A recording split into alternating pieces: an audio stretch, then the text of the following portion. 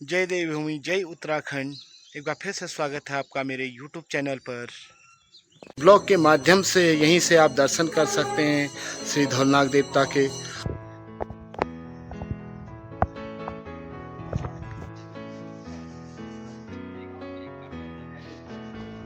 माँ भगवती का यह मंदिर जिसमें तो आप प्रवेश करते हुए धौलनाग देवता के विजयपुर तक आए थे। हमने सोचा विजयपुर का चाय बागान भी दिखा दे मैडम को।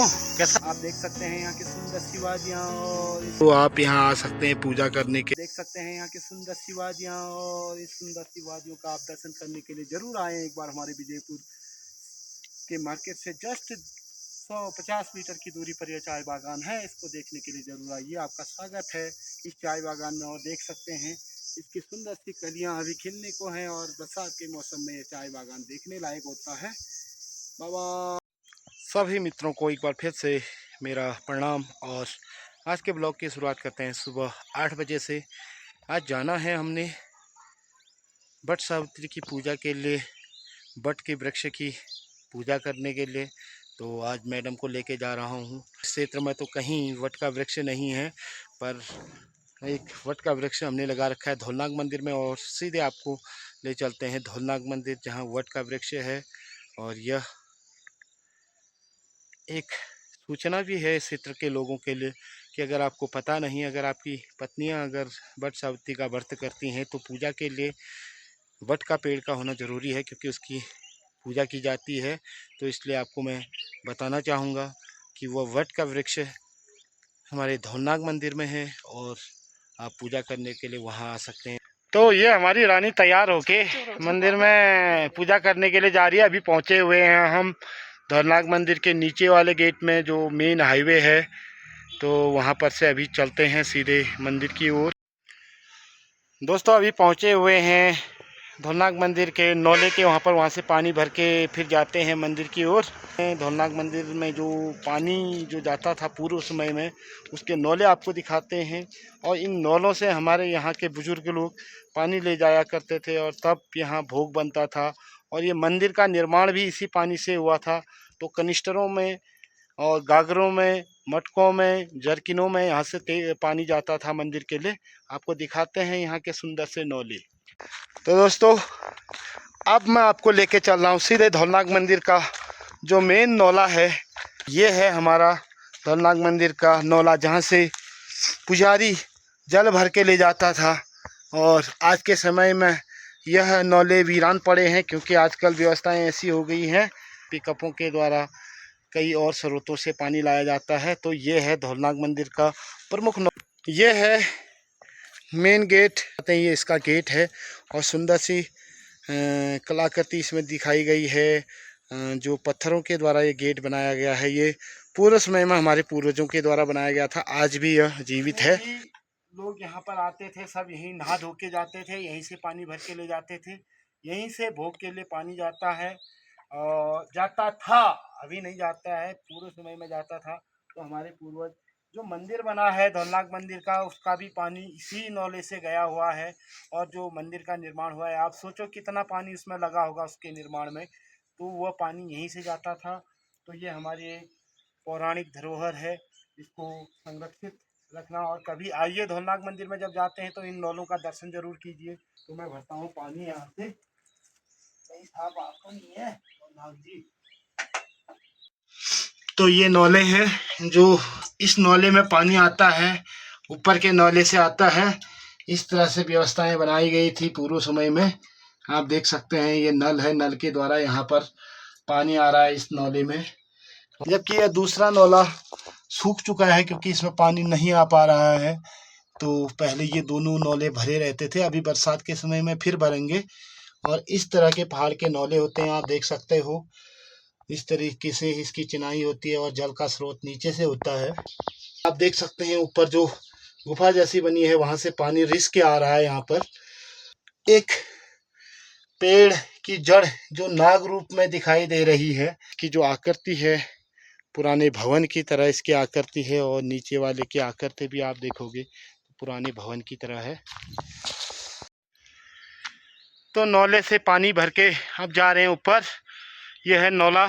और जब भी कभी धौलनाग मंदिर आते हैं तो ज़रूर यहाँ पर आके धौलनाग मंदिर के लिए जल ज़रूर ले जाएं, क्योंकि पूर्वजों की ये धरोहर धौलनाग देवता का यह नौला आज भी जीवित है, इसलिए इसका दर्शन ज़रूर करें जब भी यहाँ आएँ। तो ये हैं बट सावित्री व्रत वाले, और बट के पेड़ की आज प्रथम शुरुआत होगी हमी से कि उस बट के वृक्ष की वहाँ पर पूजा की जाएगी। और वैदिक काल से चली आ रही बट सावित्री की का जो व्रत है उसमें बट के वृक्ष की पूजा की जाती है। कहते हैं कि बट के वृक्ष में ब्रह्मा विष्णु महेश तीनों देवों का वास होता है, और उन्हीं का आशीर्वाद लेने के लिए, उन्हीं के आशीर्वाद से सावित्री ने अपनी पति सत्यवान की रक्षा की थी और उनको यमराज के द्वार से वापस लाए थे। और इसीलिए हमारे वैदिक धर्म के अनुसार बट सावित्री का व्रत किया जाता है। तो स्पेशली अब पहुंच चुके हैं हम धौलनाग मंदिर के मैदान पर, और जहां से हम देवी मंदिर में सबसे पहले पूजा करेंगे। माँ भगवती का यह मंदिर जिसमें सबसे पहले पूजा की जाती है नियम के अनुसार, तो माँ भगवती के मंदिर में दिया जलाते हैं। ये है माँ भगवती का मंदिर, और वीडियो के माध्यम से आप सभी भक्त इस माता के मंदिर का दर्शन कर सकते हैं। भारतीय नारी अपने परिधान को पहनते हुए यहाँ पर, और जो हमारे पहाड़ों की रीति रिवाज है कि जो आंचल कहते हैं, जिसको डॉट कहते हो आप, उसको सर में डाल के देवी देवताओं के मंदिर में पूजा की जाती है। तो हमारी धर्म पत्नी भी इसको अपने सर में धारण करते हुए अब करेगी माँ भगवती की पूजा। और यही हमारा पहनावा है, यही हमारी संस्कृति है, यही हमारी सभ्यता है। अब नथ भी धारण कर रही हैं। नथ धारण करने का इतना अच्छा उपाय है कि वो बाली पहनी है, बाली के अंदर से नथ को डाल देना हुआ, नाक में नहीं डालना है। ओहो हो, हा। तो क्या करना है? ये देखो अब भारतीय शुद्ध नारी तैयार हो चुकी है। तो माँ भगवती की पूजा करते हुए अब जा रहे हैं सीधे धौलनाग मंदिर में, और धौलनाग मंदिर का पूजा पाठ करते हैं। उसके बाद फिर बट के वृक्ष की पूजा करते हैं, और आपको दिखाते हैं आज पहली बार बट के वृक्ष की पूजा करने के लिए हम धौलनाग मंदिर में आए हैं, क्योंकि यहाँ पर बट का वृक्ष लगा रखा है। तो अब प्रवेश करते हुए धौलनाग देवता के गेट की ओर और मंदिर की प्रांगण की ओर हम प्रवेश कर रहे हैं। तो ये दो गेट हैं धौलनाग मंदिर के, ये है प्रवेश द्वार हमारा। तो इस मंदिर से अंदर को प्रवेश करते हुए